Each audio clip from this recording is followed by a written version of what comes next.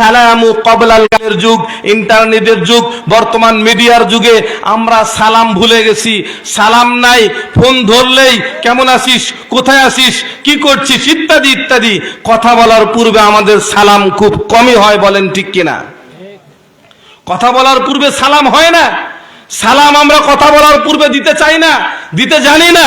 ভিতরে কৃপণতা কাজ করে, ভিতরে অহংকারী কাজ করে, আমরা সালাম বিনিময় করতে চাই না। রাসূল সাল্লাল্লাহু আলাইহি সাল্লাম বলেন যে কথা বলার পূর্বে কি হবে? সালাম হবে। আপনার সঙ্গে দেখা হলেই সালাম হবে। ইযা লাকিতাহু ফাসাল্লিম আলাইহি, যখন এক মুসলমানের সঙ্গে এক মুসলমানের দেখা হবে, লিকা হবে, তখনই সাক্ষাৎ হলেই প্রথম সাক্ষাৎ, প্রথম কথা মুসলমানের সঙ্গে মুসলমানের কি হবে? সালাম হবে। স্বামী স্ত্রীকে সালাম দিবে, স্ত্রী স্বামীকে সালাম দিবে, ছেলে বাপকে সালাম দিবে। ছেলে বাপকে সালাম দেয় না, ছেলে সালাম দেয় কাকে জানেন? শ্বশুরকে। এটা কি সত্য না মিথ্যা? এলাকায় ছেলে সালাম দেয় না, শ্বশুর বাড়ি এলাকায় ঢুকলে ওর মুখ থেকে সালাম আর শেষ হয় না। কুকুর দেখলেও সালাম দেয়, গরু দেখলেও সালাম দেয়, হাঁস মুরগি দেখলেও সালাম দেয়। কারণ কি? শ্বশুর বাড়ি এলাকা। আর নিজের এলাকার ময় মুরব্বীদের কোনো মান নাই, সালাম নাই, ওর চরিত্রই আলাদা। আর শ্বশুর বাড়ির এলাকায় গেলে চরিত্র আলাদা। শাশুড়িকে সালাম দেয়, জীবনে মাকে সালাম দেয়নি, এরকম যুবক নাই, বেহলা বাড়িতে নাই, আমাদের দিনাজপুরে আছে, টাঙ্গাইল নাই। পিতামাতাকে সালাম দেয় না, ছেলে বাপকে সালাম দেয় না। আপনি বাপও কোনোদিন সন্তানকে শরম দেওয়ার জন্য সালাম দেননি, এই শিক্ষাও দেননি। রাসূল সাল্লাল্লাহু আলাইহি ওয়াসাল্লামের একটা আদব ছিল। আনাস রাদিয়াল্লাহু তাআলা আনহু থেকে বর্ণিত, তিনি বলেন রাসূল সাল্লাল্লাহু আলাইহি ওয়াসাল্লাম ছোট বাচ্চাদের কাছ দিয়ে হেঁটে যাচ্ছিলেন, এমন সময় বিশ্ব নবী ছোট বাচ্চাদেরকে সালাম দিলেন আগে, তাদেরকে শিক্ষা দেওয়ার জন্য। সুবহানাল্লাহ। আমরা দেই না, আমরা সালাম চাই। আমরা মুরব্বীরা কি মনে করি, এটা কার বলারে সালাম দিল না? আপনি তো সালাম দিতে পারতেন তাকে শিক্ষা দেওয়ার জন্য, আপনি দেন, আগে সালাম দেন। আমরা দিতে চাই না। রাসূল সাল্লাল্লাহু আলাইহি সাল্লাম যদি ছোট বাচ্চাদেরকে সালাম দেন, আমাদের কোথায় সমস্যা?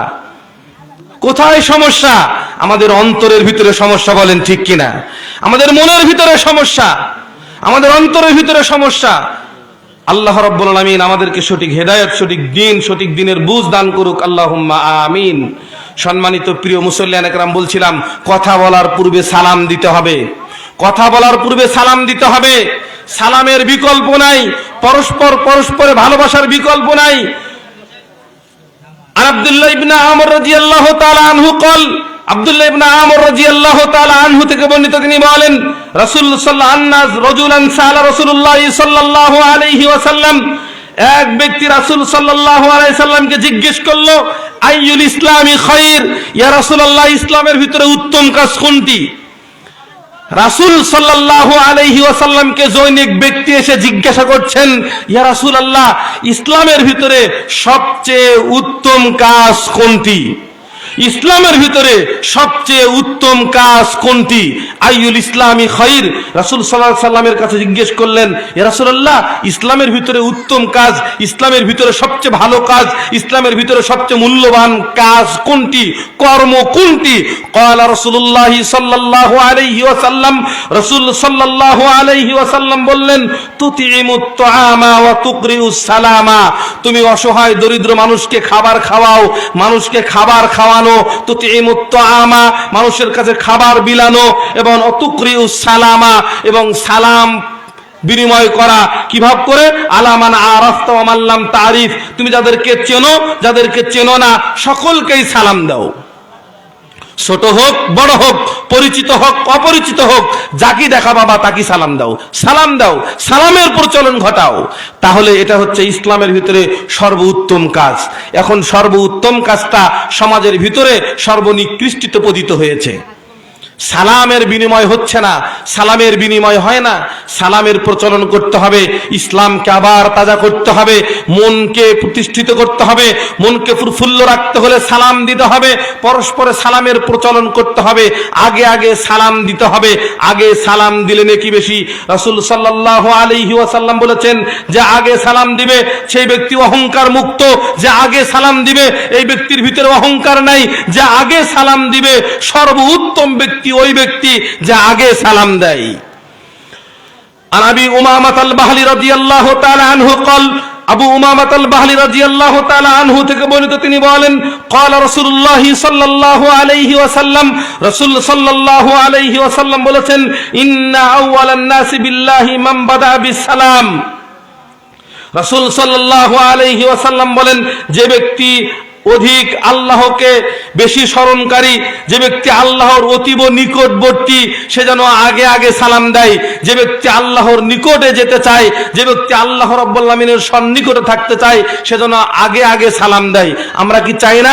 আমাদের সকলেরই চেষ্টা আল্লাহ রাব্বুল আলামিনের নিকটবর্তী হওয়া, আমাদের সকলেরই আশা আল্লাহ রাব্বুল আলামিনের কাছাকাছি হওয়া, আমাদের সকলেরই প্রত্যাশা আল্লাহ রাব্বুল আলামিনকে কাছে পাওয়া। যদি তাই হয়, তাহলে আমাদের জবান থেকে, আমাদের মুখ থেকে প্রথম যেন সালাম বাইর হয়, সবার আগে আমি সালাম দিব, এই প্রতিজ্ঞা, এই ওয়াদা, এই রকম চেষ্টা সকলেরই থাকা উচিত। আপনি বাড়িতে প্রবেশ করবেন, সালাম দিয়ে প্রবেশ করবেন। হাদিসটা শেষ করতে পারি নাই। রাসূল সাল্লাল্লাহু আলাইহি সাল্লাম বলেছেন যে বাড়িতে প্রবেশের সময় যদি সালাম দিয়ে প্রবেশ করে, তাহলে ওই বাড়িতে শয়তান আর থাকার জায়গা পায় না। এবং খাবার সময় যদি বিসমিল্লাহ বলে খায়, তাহলে শয়তান ওই খাবারে অংশগ্রহণ করতে পারে না। তখন শয়তান বলে, এই বাড়িতে থাকারও জায়গা হলো না, খাবারও জায়গা হলো না, বিদায় নাও। আর যখন বাড়িতে প্রবেশের সময় সালাম দিলেন না, সালাম না দিয়ে প্রবেশ করলেন, সালাম না দিয়ে প্রবেশ করার কারণে শয়তান ও বাড়িতে থাকার জায়গা পায়।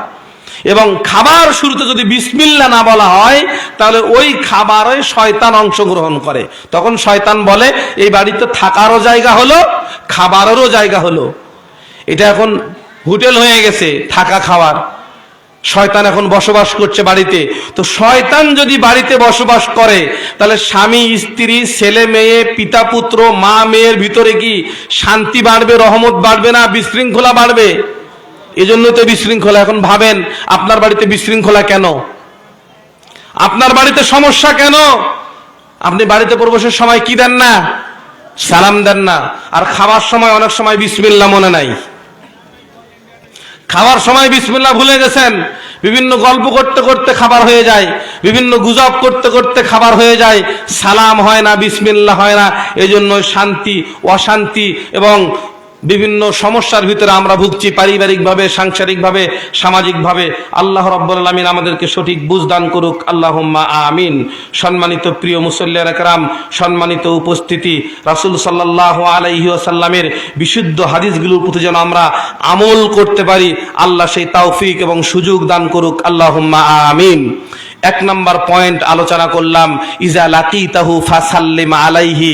দেখা সাক্ষাৎ হলেই, এক মুসলমানের সঙ্গে আরেক মুসলমানের লিকা হলেই, দেখা হলে আমরা কি দিব?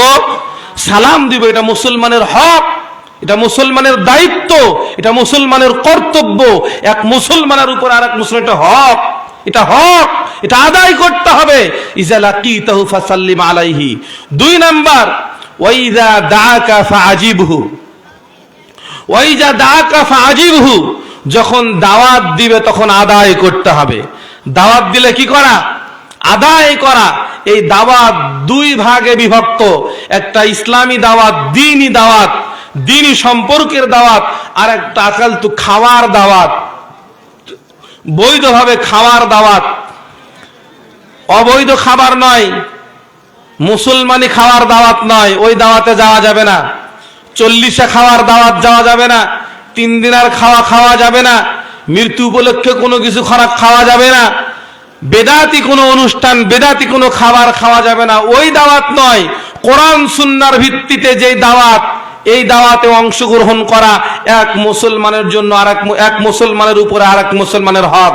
ওয়াইদা দাআকা ফাআজিবহু ওয়াজিব হয়ে যায় কেউ দাওয়াত দিলে তা আদায় করা। যেমনই ভাবে আজকে একটা দাওয়াতি প্রোগ্রাম বেহেলাবাড়ি দক্ষিণ পাড়া ওক্তিয়া মসজিদ ও ফুরকানে মাদ্রাসার উদ্যোগে বার্ষিক ইসলামের দাওয়াত অনেকের বাসায় পৌঁছেছে, অনেকেরই কানে পৌঁছেছে, অনেকেরই বাড়িতে পৌঁছেছে, কিন্তু সাড়া দেন নাই, এই দাওয়াতে আসেন নাই, কোন অজুহাতে আসেন নাই, আল্লাহর কাঠগড়াতে এটা সাক্ষী দিতে হবে। কেন আসলেন না? এটা ভালো কাজের দাওয়াত, দ্বীনি কাজের দাওয়াত। এই দাওয়াতটাও এক প্রকারের দাওয়াত। ওয়াইজা দাআকা ফাজিবহু, 2 নাম্বার হচ্ছে দাওয়াত দিলে আদায় করা। ওয়াইজা স্তানসাহাকা ফানসাহু, 3 নাম্বার এক মুসলমানের উপর আর এক মুসলমানের হক হচ্ছে পরামর্শ চাইলে পরামর্শ দেওয়া, ভালো পরামর্শ দেওয়া, উত্তম পরামর্শ দেওয়া। এটা এক মুসলমানের উপরে আর এক মুসলমানের হক, এক মুসলমানের উপরে আর এক মুসলমানের দায়িত্ব। আমরা তা করতে চাই না। আমরা এক মুসলমান লাগে আছি আর এক মুসলমানের কিভাবে করে ক্ষতি করা যায়। আমি এক মুসলিম ভাই, আমি চেষ্টা করছি আর এক মুসলিম ভাইকে কিভাবে করে ক্ষতি করা যায়। আমাদের বাংলাদেশের একটা জাতীয় খেলা আছে, আমাদের বাংলাদেশের একটা জাতীয় খেলা, খেলার নাম কি বলেন তো? হাডুডু খেলা। হাডুডু খেলার নিয়ম কি? আপনি সামনে যাবেন, আপনার পিছনে টানে নিয়ে আসবে, সামনে যেতে দিবে না। বাঙালিরা কি খেলা আবিষ্কার করছে, এটা বাস্তবতায়ও প্রয়োগ করে। এই খেলা বাস্তবতায় প্রয়োগ করে। আপনি ভালো কোনো কাজ করবেন, আপনি ভালো কিছু করবেন, আপনি ভালোভাবে ইনকাম করবেন, আপনি বড় লোক হবেন, আপনি বড় চাকরি করবেন, বড় ব্যবসা করবেন। এই হাডুডু খেলার মতো বাঙালিরা আপনার খালি টেনে কেমনে নিচে নামাবে এই চেষ্টা করে। বলেন ঠিক কিনা? জাতীয় খেলা যে তাই, এরা আর কোনো খেলা আবিষ্কার করতে পারে নাই।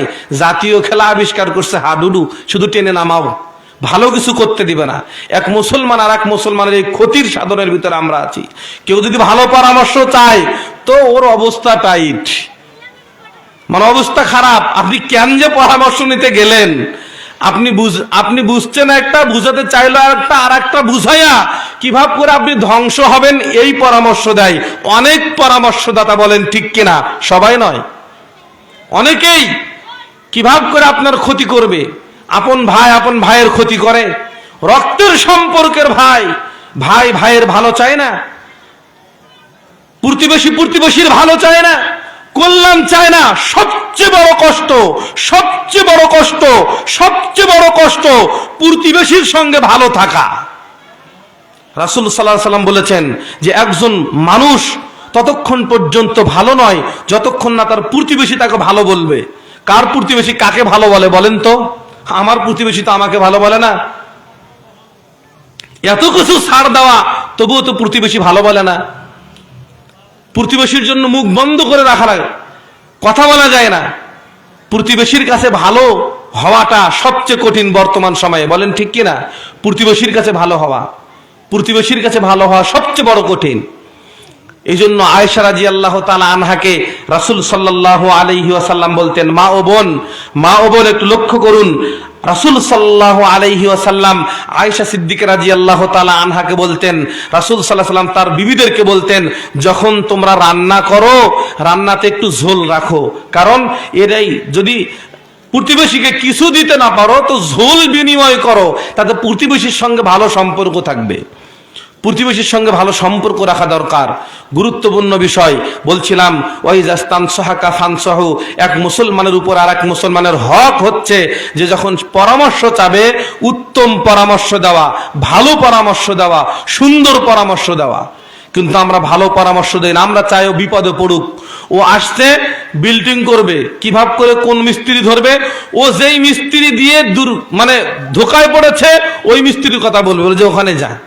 ভালো কোনো মিস্ত্রির কথা বলবে না, যার মাধ্যমে তার ক্ষতি হয়েছে কথা বলবে। উপকার সাধনের জন্য ভালো পরামর্শ আমরা দিতে জানি না। সম্মানিত প্রিয় মুসল্লিয়ানে কেরাম, সম্মানিত উপস্থিতি ভাতৃত্ব মণ্ডলী, আমাদের উচিত হবে মুসলমান হিসাবে আর এক মুসলমানের উপকার সাধন করা। কখনোই যেন আমরা কোনো মুসলমানের, একজন মুসলিম ভাইয়ের, একজন দিনদার ইসলাম প্রিয় ভাইয়ের ক্ষতি সাধন না করি। ভালো করতে না পারলেও যেন ক্ষতি করতে না পারি, ক্ষতি যেন না হয় আমার দ্বারা, আমাদের যেন ক্ষতি না হয়। উপকার করতে না পারি কিন্তু অপকার যেন না করি, উপকার করতে না পারলে যেন অপকার না করি, ভালো করতে পারে না কিন্তু খারাপ যেন না করি।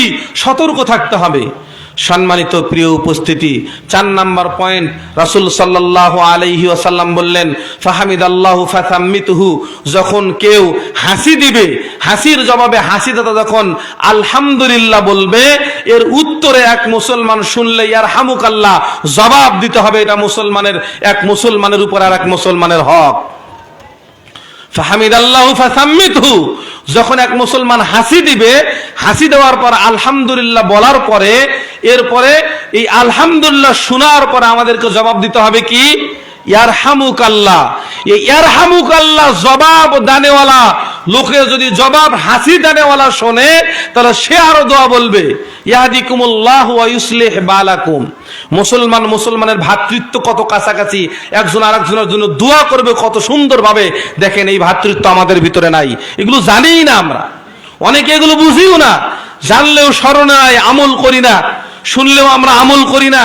গাড়িতে চলতে ফিরতে বিভিন্ন জায়গাতে অনেক মানুষ হাসি দিচ্ছে, মুসলমান ভাই হাসি দিচ্ছে, আলহামদুলিল্লাহ বলছে, আমরা গুরুত্ব দেই না, ভুরুক্ষেপ করি না, কোনোভাবেই আমরা এই দায়িত্ব নিচ্ছি না, এই হক আদায় করছি না। রাসূল সাল্লাল্লাহু আলাইহি ওয়াসাল্লাম বলছেন হাক্কুল মুসলিম আলাল মুসলিমি সিত্তুন, এক মুসলমানের উপর আর এক মুসলমানের 6টি হক রয়েছে। তার একটি হক হচ্ছে ওয়াইজা তানসাকাফা ওয়াইজা আতাশা ফাহামিদাল্লাহু ফাসাম্মিতুহু, যখন সে হাসি দিবে তার হাসির জবাবে আলহামদুলিল্লাহ শোনার পরে ইয়ারহামুকাল্লাহ বলা, এটা মুসলমানের হক। ওয়াইদা মারিজা ফাউদহু, 5 নাম্বার হক হচ্ছে এক মুসলমান যখন অসুস্থ হয়ে থাকবে তাকে দেখতে যাওয়া, সেবা শুশ্রূষা করা, দেখাশোনা করা এক মুসলমানের উপর আর এক মুসলমানের হক। রোগীকে দেখতে যাওয়ার অনেক ফজিলত রয়েছে, অনেক ফজিলত রয়েছে।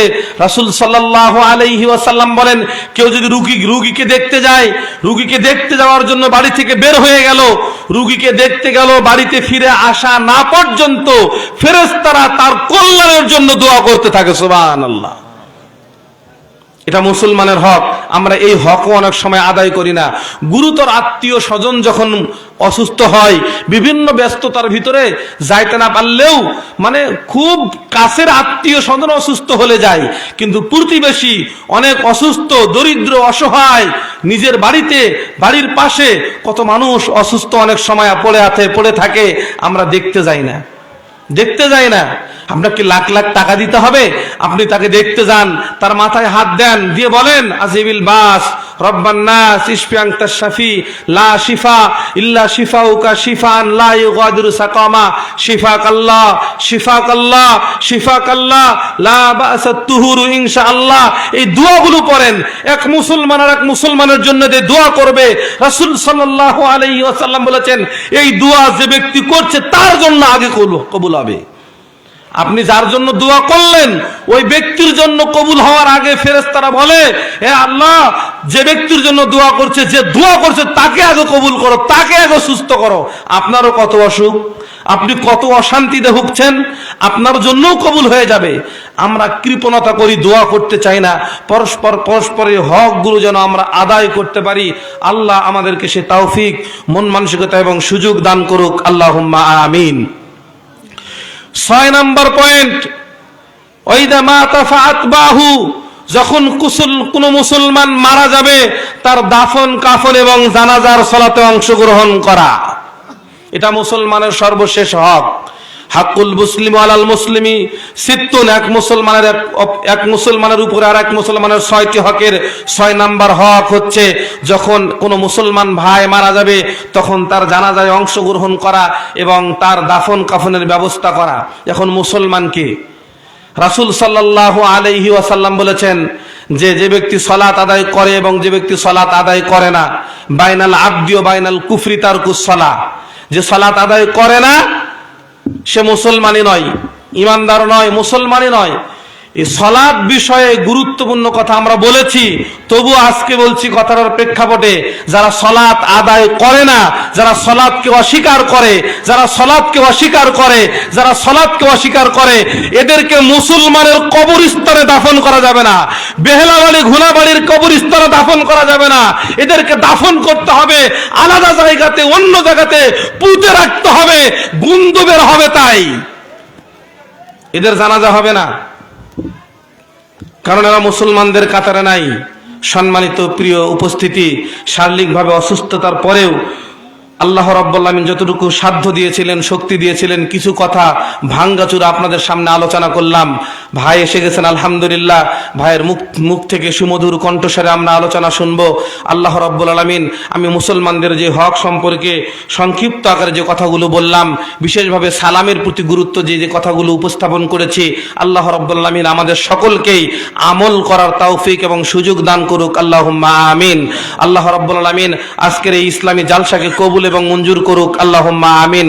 যারা বিভিন্নভাবে শ্রম দিয়ে, সময় দিয়ে, অর্থ দিয়ে, যে উদ্দেশ্যকে কেন্দ্র করে আজকের এই ইসলামী জলসা, আল্লাহ রাব্বুল আলামিন তাকে কামিয়াবি দান করুক, আল্লাহুম্মা আমিন। আমরা যারা শ্রোতা এসেছি, যারা আসতে পারি না এখনো, বিভিন্ন জায়গাতে ঘোরাফেরা করছি, আল্লাহ রাব্বুল আলামিন আমাদের সকলকেই এই সুন্দর মাজলিসে, জান্নাতের বাগানে এসে বসার এবং আলোচনা শোনার, আমাদেরকে পরিবর্তন হওয়ার মতো মন মানসিকতা এবং তৌফিক দান করুক, আল্লাহুম্মা আমিন। আমি আপনাদের কাছে দোয়া চেয়ে এখানে আলোচনা শেষ করছি। আসসালামু আলাইকুম ওয়া রাহমাতুল্লাহি ওয়া বারাকাতুহু। সুবহানাকাল্লাহ।